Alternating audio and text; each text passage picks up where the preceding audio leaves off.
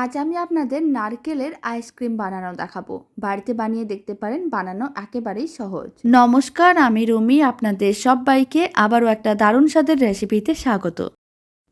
প্রথমে একটা মিক্সির জার নিয়েছি, তার মধ্যে কয়েকটা নারকেলের টুকরো দিয়ে দিলাম।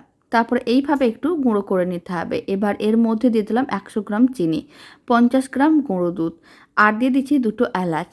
তারপরে দিয়ে দিতে হবে বেশ কিছুটা পরিমাণ লিকুইড দুধ, এখানে আমি 300 ml এর মতন দিলাম। সমস্ত কিছু একসঙ্গে খুব ভালো করে মিশিয়ে নিতে হবে। আর এইভাবে নারকেলটা একটু টুকরো টুকরো রাখতে হবে, এতে খেতে অনেক বেশি ভালো লাগবে। মিশ্রণটা এইভাবে মোল্ডের মধ্যে দিয়ে দিতে হবে। সমস্ত মিশ্রণটা দেওয়া হয়ে গেছে, অ্যালুমিনিয়াম ফয়েল দিয়ে ভালো করে কভার করে নিতে হবে।